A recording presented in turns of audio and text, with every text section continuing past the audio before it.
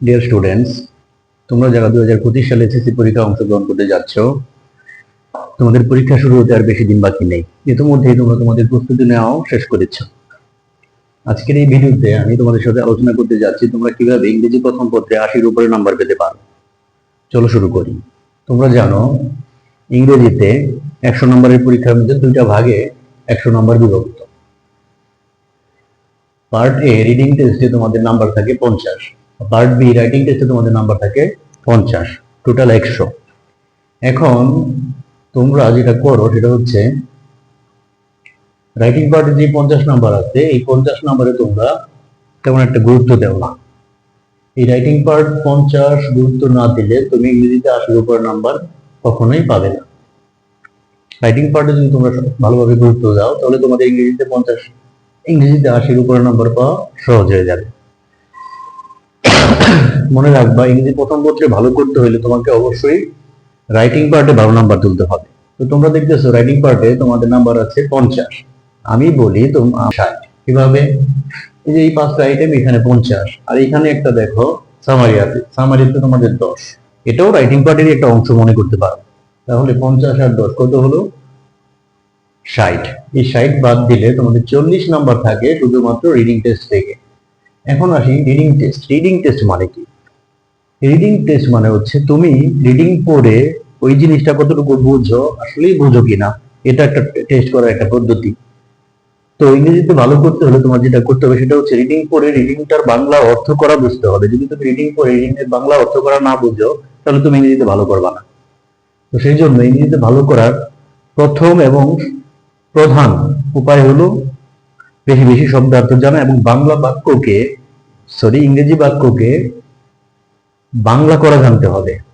তুমি একটা বাক্যে ধরো 10টা শব্দ দিয়ে একটা বাক্য হইলো, এই 10টা শব্দ থেকে তুমি 10টা শব্দের অর্থ হয়তো জানো না, কিন্তু 5টা জানো। যেই 5টা জানো এই 5টা শব্দের অর্থ দিয়ে তুমি চেষ্টা করো বাক্যটার অর্থ দাঁড় করাতে। তাহলে আমি আরেকবার বলি, দেখো শোনো তোমরা। সেটা হচ্ছে তোমাদের রাইটিং পার্টে তোমরা দেখতেছো যে 50, কিন্তু রাইটিং পার্ট আসলে 50 না, রাইটিং পার্ট হচ্ছে 60। 50 আর হচ্ছে এই সামারি 10, 60। তাহলে এই 60 বাদ দিলে তোমাদের রিডিং টেস্ট থেকে আসে 40। এখন আমরা রিডিং টেস্টটা নাম্বার বাই নাম্বার একটু আলোচনা করি, চলো। দেখো রিডিং টেস্টে তোমাদের দুইটা সিন কম্প্রিহেনশন আসে আর একটা আনসিন আসে। তো দুইটা সিন কম্প্রিহেনশন যেটা আসে এটা তোমাদের বইয়ে থাকে, বই থেকে তোমরা সিন পড়ে পরীক্ষা হলে যাবা, এবং যেই সিনগুলি তোমরা 9, 10 2 বছর পড়ছো ওই সিনগুলি থেকে তোমাদের পরীক্ষার হলে কমন পড়বে। এখন এই সিন কম্প্রিহেনশন থেকে দেখো তোমাদের যে প্রথম সিন কম্প্রিহেনশনটা থাকে ওইখানে থাকে 1 নম্বরে এমসিকিউ। 7টা এমসিকিউ থাকে। এই 7টা এমসিকিউর মধ্যে তুমি যদি রিডিংটা পড়ে রিডিং এর অর্থটা বুঝতে পারো তাহলে তুমি ইজিলি 5টা এমসিকিউ পারবা। তাহলে এই 5টা এমসিকিউ পারার জন্য তোমার যেটা করতে হবে সেটা হচ্ছে পরীক্ষার হলে প্রশ্ন পাওয়ার পরই তুমি তো প্রথমেই যে প্রশ্নের যে 12টা আইটেম আছে 12টা আইটেম আগে একবার চোখ বুলাইবা। এরপরে তোমার কাজ হচ্ছে যখন তুমি 1 নাম্বার আনসার করতে যাইবা তখন তোমার কাজ হচ্ছে অবশ্যই সিনটা আগে একটু ভালোভাবে পড়ে নিবা। সিনটা ভালোভাবে পড়ে যতটুকু তুমি বুঝো তার বাংলা করার চেষ্টা করবা। তুমি যখন সিনটা পড়বা, সিনটা পড়ার পরে 1 নং আনসার করতে যাইবা, দেখবা 5টা তুমি ইজিলি পারো। 2টা থাকবে যেটা হয়তো তোমার একটু ভেবে উত্তর করতে হবে। এখন এই 2টাকে তুমি পারবা না, এই 2টাও তুমি পারবা। যারা ইংরেজি শব্দার্থ খুব ভালো জানে এবং ইংরেজি বাংলা করতে পারে তারা এখানে সাথে সাথই পাবে। তো এখন আমি ধরলাম যে তুমি সাথে 7 পাইলা না, একে তুমি 7টা থেকে 5টা পাইলা, তুমি 1 নং এ পাইতেছো 5। এবার আসি আমরা আনসারিং কোশ্চেন, যেটা 2 নাম্বার। 2 নাম্বারে যে তোমার 5টা প্রশ্ন থাকে, 5টা প্রশ্ন 10 নাম্বার। এখন তুমি যদি রিডিংটা বাংলা অর্থ করতে পারো তাহলে তুমি এইখানে 3টা প্রশ্ন পাইবে, একদম ইজিলি তুমি পারো এরকম 3টা প্রশ্ন পাইবা। যে 3টা প্রশ্ন তুমি যখন ইজিলি পারবা, 3টা প্রশ্ন তুমি পাইতেছো 2, আর বাকি 2টা প্রশ্ন যেটা তোমার একটু রিডিংটা পড়ে তারপর উত্তর করতে হবে। ওইখানেও তুমি ধরো তুমি 2 2 4 পাইলা না, ওইখানে তুমি 1 1 2 পাইলা। তো 3টা প্রশ্ন পেলে 3 দুগুণে 6, আর বাকি 2টা পেলে 1 1 2। 6 আর 2 হচ্ছে 8। আমি ধরলাম তুমি 6 আর 2 পাইলা না, এই 10 থেকে তুমি ধরলাম তুমি 7 পাইলা। এখন আসি আমরা সিন কম্প্রিহেনশন 2, যেটা সিন কম্প্রিহেনশন 2 থেকে তোমাদের যে উইথাউট ক্লুজটা আসে, এই উইথাউট ক্লুজে তোমাকে অবশ্যই 5 এ 5 পাইতে হইব। এখন এই উইদাউট ক্লোজে তুমি কিভাবে 5-এ 5 পাইবা? আমি একটু একটা জিনিস তোমাদের বলি, সেটা হচ্ছে এই উইদাউট ক্লোজটা কিন্তু তোমাদের সিন কম্প্রিহেনশন থেকে আসে। যেহেতু তোমাদের সিন কম্প্রিহেনশন থেকে এটা আসে, তো তুমি যদি একটু ভালোভাবে রিডিং করো, এই 5টা তোমার উত্তর করা তোমার জন্য কঠিন হবে না। তাহলে এই 5টা যখন তুমি উত্তর করতে যাইবা, এখানে কিছু জিনিস আছে তোমরা যেটা ভুল করো, হ্যাঁ, সেই বিষয়ে আমি একটু আলোচনা করি তোমাদের। ধরো একটা লাইন আসছে এরকম, he is not well dash. এখন তোমরা এই যে লাইনটা he is not well dash, তোমরা এই লাইনটা যখন বাংলা করতে যাবে, তোমরা প্রথমে বাংলা করে ফেলো কি, যে হি ইজ নট ওয়েল, সে ভালো না। যদি তোমরা বাংলা করে ফেলো সে ভালো না, তাহলে এখানে আর বাকি থাকে কি? কিছু তো বাকি থাকে না। যখন তুমি এটার বাংলা করতে যাইবা, তখন তুমি যেটা খেয়াল করবে সেটা হচ্ছে ইজ ওয়েল। ওয়েলের সাথে আমরা একটা শব্দ অনেক সময় পড়ি, সেটা হচ্ছে ওয়েল অফ। তাহলে এই ওয়েল অফ এর বাংলা কি? ওয়েল অফ এর বাংলা হচ্ছে সচ্ছল। এরকম যখন তুমি কিছু কিছু শব্দ পারবা, তখন তুমি এগুলি সহজে আনসার করতে পারবা। এই জিনিসগুলো যদি তোমরা না পারো, তাহলে এটা তোমাদের জন্য আনসার করা কঠিন হয়ে যাবে। তো আমি বলবো এইখানে তোমাদের 5-এ 5 অবশ্যই পাইতে হবে। সেই জন্য আমি বলবো পরীক্ষার যে কদিন বাকি আছে, যদি তুমি মনে করো যে না আমি এই 3 নং যেটা উইদাউট ক্লোজার, সেটা আমি এখনো ভালো করে পারি না, 10টা পেজের বিগত বছরের প্রশ্ন থেকে 10টা পেজের বুঝে বুঝে এইভাবে বুঝে বুঝে তুমি চেষ্টা করো, তুমি 5-এ 5 পাইবা। ধরলাম আমি এখানে 3 নম্বর 5-এ 5। 4 নং আনসিন কম্পিটিশন, যে আনসিনটা আসে। এখন খেয়াল করো এই আনসিনে ভালো করবা কিভাবে। আনসিন ভালো করার জন্য প্র্যাকটিসের তো কোনো বিকল্প নাই, প্র্যাকটিস তোমাকে করতেই হবে, শব্দ অর্থ জানতে হবে। তবে আনসিন কম্প্রিহেনশন যেটাই দেয়, খুব কঠিন কোনো আনসিন কম্প্রিহেনশন দেয় না। যে আনসিন গুলি দেয়, এই আনসিন গুলি সহজে দেয়। তোমরা যদি একটু, যেটা অনেকেই করে, রিডিং না পড়ে শুধু চেষ্টা করে কি উত্তর করে ফেলা, তোমার যেটা করতে হবে সেটা হচ্ছে তুমি রিডিংটা পড়ে উত্তর করবা, তুমি দেখবা সবগুলি তুমি পারতেছো। তো তোমার প্রথম কাজটা হবে, যখন তুমি আনসিনটা রিডিং করতেছো, তুমি একটা পেন্সিল নিয়ে যেখানে যে সালগুলি আছে, ব্যক্তির নাম আছে, স্কুল কলেজ আছে, এগুলো একটু আন্ডারলাইন করে রাখবা। আন্ডারলাইন করে রাখবা, যখন তারপর তুমি ইনফরমেশন গুলি টেবিলে ট্রান্সফার করবা, তখন এখান থেকে তুমি চেষ্টা করবা দেওয়ার। এখানেও তুমি 5-এ 5 পাইবা, এটা আমি ধরে নিলাম 5-এ 5 পাইবা। এখানে 5-এ 5 যদি তুমি না পাও, তাহলে তুমি ইংরেজিতে ভালো করতে পারবা না। এবার আসি আমরা সামারিতে। সামারি সামারি অনেকেই আছে কি করো, ওই সামারি প্যাসেজে যা দিতে, ওই আনসিন প্যাসেজটা যা আছে তাই তুলে ধরো, তার তুলে লিখে দিয়ে আসো। হ্যাঁ, তুমি যদি এটা তুলে দাও, তোমাকে হয়তো ওইখানে 3 বা 4 দিবে। কিন্তু তুমি যদি সামারিতে 10-এ 10 বা 10-এ 8 পাইতে যাও, তাহলে তোমাকে কিছু কৌশল অবলম্বন করতে হবে। তো আমরা আমাদের ক্লাসে এই কৌশলগুলি শিখিয়েছি। সেই কৌশল অনুযায়ী তুমি যদি সামারিটা দাও, আমি আশা করি তুমি 10-এ 10 না পাইলেও তুমি 10-এ 8 পাইবা। আমি ধরলাম তুমি 8 পাইলা। এবার আমরা গেলাম আদার পার্ট। আদার কিছু অংশ আছে, যেমন 6 নম্বরে আছে আসে ম্যাচিং সেন্টেন্স। একটা টেবিল থাকে, 3 পার্টের একটা টেবিল, এই টেবিলগুলি তোমাদের মিলাতে হয়। তো এই টেবিল মিলাতে গেলে যেটা করতে হয়, টেবিলগুলি বেশিরভাগ কমনই আসে, মাঝে মাঝে একটু আনকমন কোনো টেবিল দেয়। বিগত বছরের বোর্ডগুলি খুব কমন দেয়। তো তোমার কাজ হচ্ছে বিগত বছরের প্রশ্নগুলি একটু প্র্যাকটিস করবা বুঝে বুঝে। তারপর যেটা করবা সেটা হচ্ছে পরীক্ষার হলে তোমরা অনেকে যেটা করো,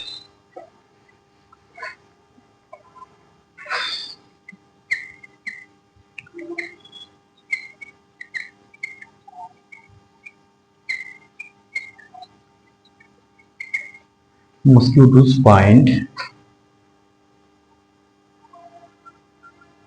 breeding space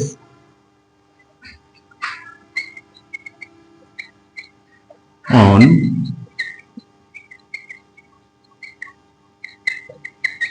stagnant water।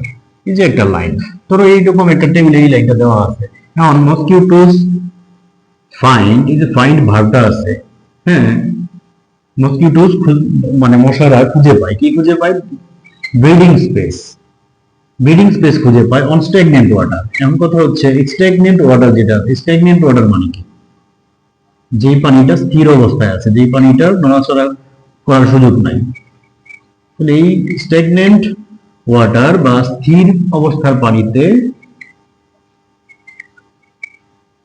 মসকিউটোস find breeding space. এখন তোমরা এখানে যে ভুলটা করো, যে একটা সাবজেক্টের পরে যে একটা ভার্ব লাগবে, ভার্ব না দিয়ে তোমরা অনেক সময় কি করো, মসকিউটোস, এখানে ব্রিডিং আছে বিধায় তোমরা কি করো, এখানে ইজ বসাই দাও, মসকিউটোস ইজ ব্রিডিং স্পেস। তাহলে একটু বাংলা করো তো, মসকিউটো মশারা হয় ব্রিডিং স্পেস, তারা হয় ব্রিডিং স্পেস। ব্রিডিং স্পেস মানে কি? যেখানে মশা তারা জন্ম বৃদ্ধি করতে পারে, মশারা যেখানে তাদের বংশ বৃদ্ধি করতে পারে। তো তুমি যদি বলো মশারা হয় বংশবৃদ্ধির জায়গা অন স্ট্যাগনেন্ট ওয়াটার, স্থির পানিতে। বাক্যটা কি মিলতেছে বাংলা? তো তোমরা যেটা করো, একটু না বুঝে উত্তর করো, একটু চেষ্টা করো বুঝে বুঝে উত্তর করার। এখন আমরা একটু খেয়াল করি, যেটা আসে রিয়ারেঞ্জ। রিয়ারেঞ্জও কমনই আসে বেশিরভাগই। আমরা বিগত বছরের প্রশ্নগুলি যদি একটু ট্রাই করো বা বুঝে বুঝে পড়ার চেষ্টা করো, এখান থেকে কমনই পাবা। মাঝে মাঝে আনকমন দেয়, তো মাঝে মাঝে যখন আনকমন দেয় তুমি কিভাবে কি করবা। তোমাদের এখানে 8টা লাইন থাকে, রিয়ারেঞ্জিং সেন্টেন্সেস 8টা লাইন থাকে, 8টাতে 8 নাম্বার। তোমার যেটা করতে হবে সেটা হচ্ছে এই 8টা লাইন যখন তুমি আনসার করতে যাইবা, প্রত্যেকটা লাইন, ধরো এ নাম্বারে একটা লাইন আছে, এই লাইনটা তুমি আগে পড়বা, যতটুকু তুমি বাংলা বুঝো পেন্সিল দিয়ে পাশে বাংলা লেখবা। যা আছে ধরো লেখা আছে এরকম, শেখ সাদী খুব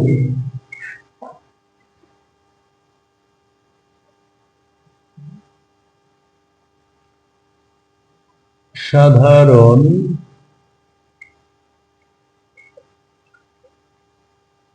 জীবনযাপন করত। এই যে বাংলাগুলি আছে, তুমি A B C D E, যে 7টা 8টা লাইন থাকে, 8টা লাইন করবে, পেন্সিল দিয়ে বাংলাটা প্রশ্নের মধ্যে লিখবা। এখন অনেকে প্রশ্ন হচ্ছে, অনেকেই প্রশ্ন করো যে স্যার পরীক্ষার তো প্রশ্নের মধ্যে কোনো কিছু লেখা নিষেধ, এই জন্যই তুমি যেটা করো পেন্সিল দিয়ে লিখবা। তোমার সবসময় যে তোমাকে স্যার এগুলি খেয়াল করে তুমি লিখতেছো কি, এরকম খেয়াল করার সুযোগ নাই। তুমি পেন্সিল দিয়ে ছোট করে লিখবা যাতে তুমি উত্তরটা সহজে করতে পারো। তুমি পরীক্ষার হলে এই জন্য যাও না যে তুমি আরেকজনকে দেখাইবা। তোমার কাজ হচ্ছে তুমি আগে তোমার উত্তর কিভাবে সঠিকভাবে করতে পারো, সেই জন্য তোমার যা যা কৌশল অবলম্বন করতে হবে, পরীক্ষা হলে তুমি সেই কৌশলগুলো অবলম্বন করবা। তো এটা যদি তুমি একটু বুঝে বুঝে আনসার করো, তুমি 8-8ই পাবা। আমি ধরলাম 8-8 পাই না, তুমি এখানে পাইলা 5 আর এটাতে পাইলা 5। তুমি দেখো একটা জিনিস, এই যে তোমার আইটেম গুলি আছে 7টা আইটেম, 7টা আইটেমের 50 থেকে তুমি যদি এই এইভাবে হিসাব করতে যাও যে 1 নং এ 5, 2 নং এ 7, 3 নং এ 5, 4 নং এ 5, এরপরে 5 নং এ 8, 6 নং হচ্ছে তোমার কত 5, 7 নং হচ্ছে 5, তাহলে তুমি পাইতেছো 40। তোমার এই যে এখানে এবার রাইটিং পার্টে আসো, রাইটিং পার্টে যে 50, রাইটিং পার্ট যদি তুমি ভালোভাবে পড়ো 50 থেকে তুমি 85ই পেতে পারো। হ্যাঁ, স্যার 2-1 নাম্বার করে যদি কাটে তুমি 45 পাইবা, 40 পাইবা, 40-এর নিচে তুমি নামবা না। তাহলে একটা জিনিস খেয়াল করো, তোমরা জানো তোমাদের ফার্স্ট পার্টেও প্যারাগ্রাফ আছে, সেকেন্ড পার্টেও তোমাদের প্যারাগ্রাফ আছে। তো ফার্স্ট পার্টের প্যারাগ্রাফ যেই আইটেমগুলি তোমরা পড়বা, এই প্যারাগ্রাফগুলি পড়লে তুমি সেকেন্ড পার্টও কভার করতে পারতেছো। তাহলে 15টা বা 16টা প্যারাগ্রাফ যদি ফার্স্ট পার্টের জন্য পড়ো, সেকেন্ড পার্টে তোমার কভার হয়ে যেতেছে। তো প্যারাগ্রাফ, এখন অনেকেই আছে যে স্যার প্যারাগ্রাফে তো টেকনিক আছে, একটা প্যারাগ্রাফ পড়ে তো 10-15-20টা প্যারাগ্রাফ লেখা যায়। আমি বলবো তোমাদের একটা প্যারাগ্রাফ পড়ে কখনো 10-15-20টা প্যারাগ্রাফ লেখা যায় না। কারা লিখতে পারে? যারা রিডিং করে বুঝতে পারে এবং যারা বাংলা থেকে ইংরেজি করতে পারে তারা লিখতে পারে। তুমি এখন ধরো তোমাদের যদি একটা প্যারাগ্রাফ আসে এরকম, প্যারাগ্রাফ আসলো জুলাই রেভলিউশন, তোমাদেরকে যারা বলে যে একটা প্যারাগ্রাফ পড়ে অনেকগুলি প্যারাগ্রাফ লেখা যায়, যারা বলে তাদেরকে বলতো যে এই নিয়মটা দিয়ে তোমাদেরকে বলছে যে একটা প্যারাগ্রাফ পড়লে সব প্যারাগ্রাফ লেখা যায়, পরে বলতো যে এই জুলাই রেভলিউশনটা আপনি আপনার এই নিয়ম দিয়ে লেখাই দেন তো আমাকে। তুমি যদি জুলাই রেভলিউশনের তথ্যগুলি না জানো, জুলাই রেভলিউশন কি জিনিস সেটা না জানো, ওই একটা নিয়ম দিয়ে তুমি জুলাই রেভলিউশন প্যারাগ্রাফ লিখতে পারবা না। তাহলে তুমি রাইটিং পার্টে ভালো করার জন্য কি করতে হবে? রাইটিং পার্ট অবশ্যই কিছু আইটেম আছে যেগুলো তুমি মুখস্থ করবা, কিন্তু তোমার মধ্যে অবশ্যই বাংলা থেকে ইংরেজি করার যে অভ্যাসটা বা গুণটা এটা থাকতে হবে। যদি তুমি বাংলা থেকে ইংরেজি করতে পারো তাহলে তুমি রাইটিং পার্টে ভালো করবা। প্যারাগ্রাফ এমন কোনো কঠিন বিষয় না যে তুমি বাংলা থেকে ইংরেজি করতে পারবা না, তুমি যদি একটু চেষ্টা করো অবশ্যই পারবা। ধরো একটা আনকমন বিষয় আছে, জুলাই রেভলিউশন তুমি পড়ে যাও নাই, জানো না, কিন্তু জুলাই রেভলিউশনে কি হয়েছে তোমাদের চোখের সামনে হয়েছে, তোমরা দেখছো। তোমাদের কাজ হচ্ছে ওই যে ঘটনাগুলো তোমরা যা যা দেখছো তা সুন্দর আকারে তুলে ধরবা। ধরো জুলাই রেভলিউশন বিষয়টা কি, জুলাই রেভলিউশন কেন হয়েছে, জুলাই রেভলিউশন করতে যে কি কি ঘটছে, শেষে তুমি এই জুলাই রেভলিউশনের ফলে আমরা কি কি পাইলাম, এরপরে জুলাই রেভলিউশন থেকে আমাদের সামনে কি কি হতে পারে, কি হবে, এই বিষয়গুলো একটু আলোচনা করে 1.5 থেকে 2 পৃষ্ঠা লেখবা। এই হচ্ছে তোমার প্যারাগ্রাফ। প্যারাগ্রাফ পড়ে কিছু না, স্টোরিতে আসে। স্টোরিটা হচ্ছে তোমরা আমাদের বিগত 2-3 বছর যাবত স্টোরিতে ক্রিয়েটিভ স্টোরি আসছে। এখন তোমাদের এই বছর যে ক্রিয়েটিভ স্টোরি আসবে এরকম কোনো গ্যারান্টি নাই। তো তোমরা যেটা করবা অবশ্যই যেগুলি মুখস্থ কিছু স্টোরি আছে ওগুলি পড়বা, আর ক্রিয়েটিভ স্টোরি অবশ্যই 4-5টা প্র্যাকটিস করে যাবা, যেটা আমরা ক্লাসে করাইছি। 4-5টা ক্রিয়েটিভ স্টোরি পড়ে যাবা, যাতে যে কোনো জায়গা থেকে একটা 3টা-4টা লাইন তুলে দিয়ে তুমি একটা স্টোরি দাঁড় করাতে পারো, একটা স্টোরি টাইটেল দিতে পারো, একটা স্টোরি টাইটেল দিয়ে তুমি একটা স্টোরি দাঁড় করাতে পারো। Graph and chart, graph and চার্টে তোমরা যেটা করবা, আমাদের গ্রাফ এন্ড চার্টের যে নিয়ম পড়ানো হয়েছে সেই নিয়ম অনুযায়ী তোমরা চেষ্টা করবে গ্রাফ এন্ড চার্টের প্রথমে বোঝার, যে গ্রাফ এন্ড চার্টে বিষয়টা কি আসছে, বিষয়টা বোঝার পরে ওই নিয়ম দিয়ে তুমি চেষ্টা করবা। শুধু সবকিছু ওই নিয়মের মধ্যে ফেলাই দিয়ে তুমি বসাই দাও তাহলে হবে না, তোমার অবশ্যই বুঝে তারপর আনসার করতে হবে। তাহলে গ্রাফ এন্ড চার্ট তুমি যদি নিয়ম ফলো করো এবং চেষ্টা করো, তুমি এখানেও তুমি কি করো 10-এ 10 বা 10-এ 8 পাইবা। ইনফর্মাল লেটার অথবা ইমেল, এটা আমি বলবো ইনফর্মাল লেটার বা ইমেল যারা ইংরেজিতে ভালো করতে চাও তাদের মুখস্থ করার কিচ্ছু নাই। এটা তুমি তোমার মতো করে লিখলে 10-এ 10 পাইবা, 10-এ 8, 10 না পাইলে তো 8 পাইবাই। ডায়লগ, ডায়লগ কমন পড়বে, কমন যদি নাও পড়ে তোমার অবশ্যই অভ্যাস থাকতে হবে তুমি কিভাবে ডায়লগ বানায় লিখবা। আমরা জানি ডায়লগের শুরুতে এবং শেষে কিছু বিষয় থাকে, সবসময় সব ডায়লগে লেখা যায়, কিন্তু মাঝখানে যে বিষয়গুলি সব ডায়লগে একই বিষয় হয় না। তো তোমার একটা ডায়লগ অবশ্যই 12 থেকে 14 জোড়া জোড়া লিখতে হবে। 12 থেকে 14 জোড়া তুমি যদি লিখতে পারো একটা ডায়লগে, এবং যদি তুমি ওই ডায়লগের মধ্যে কোনো কাটাকাটি না করো এবং সাবজেক্ট প্লাস ভার্ব ঠিক রাখো, তুমি অবশ্যই ডায়লগও ভালো করবা। তাহলে আমাদের এইখানে আমরা 50 থেকে যদি আমরা ভালোভাবে বুঝে বুঝে চেষ্টা করি তাহলে 50 থেকে আমরা পাবো 40। আর এইখানে যে 50 আছে তুমি যদি একটু মনোযোগ দিয়ে পড়ো এবং রাইটিং পার্টে যদি আসলে গুরুত্ব দাও, তাহলে তুমি 50 থেকে, আমি ধরে নিলাম তুমি 50 থেকে 40 পাইবা, তাহলে 40 প্লাস 40 তোমার হচ্ছে 80। এখন যারা ভালো করতে চাও, যারা এ প্লাস পেতে চাও, গোল্ডেন এ প্লাস পেতে চাও, তারা তো আর এখানে 40-এর জন্য পড়বা, তারা এখানে চেষ্টা করবা আরো বেশি তোলা। এখানে এমন অনেকেই আছে 47-48 পাবে, এইখানে অনেকে আছে, আমি তো ধরছি কমে কিছু নাম্বার বাদ দিয়ে ধরছি 40, এইখানে অনেকে আছে 50 থেকে 47-48 পাবে, তখন তোমার নাম্বার বেড়ে যাবে। তাহলে আমি বলবো তোমরা, আমি যেই কৌশলগুলি বললাম এই কৌশলগুলি অবলম্বন করে পরীক্ষা হলে যাবা। এবার আমি শেষবারের মতো আরেকটু বলি, সেটা হচ্ছে ইংরেজি প্রথম পত্রে ভালো করতে হলে ইংরেজি শব্দ অর্থ জানা প্লাস বুঝে বুঝে পড়া, এটার কোনো বিকল্প নাই। তুমি যদি বুঝে বুঝে পড়তে পারো তুমি ইংলিশে অবশ্যই ভালো করবা। লাস্ট আরেকটা কথা বলি, সেটা হচ্ছে তোমার কাজ হচ্ছে প্রথমে তুমি পুরো প্রশ্নটা দেখবা, 12 নম্বর কোশ্চেন পর্যন্ত দেখবা। এরপরে যখন তুমি আনসার করতে যাবা, যদি তুমি প্রথমে সিন দাও, তোমার কাজ থাকবে 10 থেকে 15 মিনিট বা 10 মিনিট বা 15 মিনিট যতক্ষণ লাগে সিনটা ভালো করে পড়বা, পড়ে তারপর উত্তর করবা। আরেকটা বিষয়, প্রশ্নের ক্ষেত্রে তোমরা যে ভুলটা করো সেটা হচ্ছে, ধরো একটা প্রশ্ন করলো এরকম,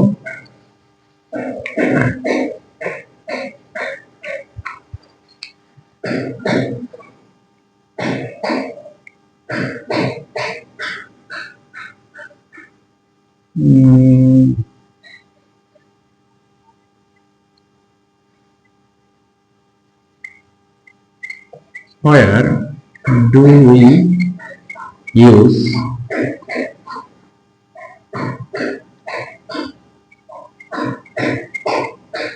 renewable energy? দেখো প্রশ্নে বলা হয়েছে where do you use renewable energy, তুমি কোথায় এই রিনিউয়েবল এনার্জি গুলি ব্যবহার করো। এখন তুমি যদি প্রশ্ন না বুঝে উত্তর দাও, রিনিউয়েবল এনার্জি আসছে, তুমি লেখা দিলা রিনিউয়েবল এনার্জি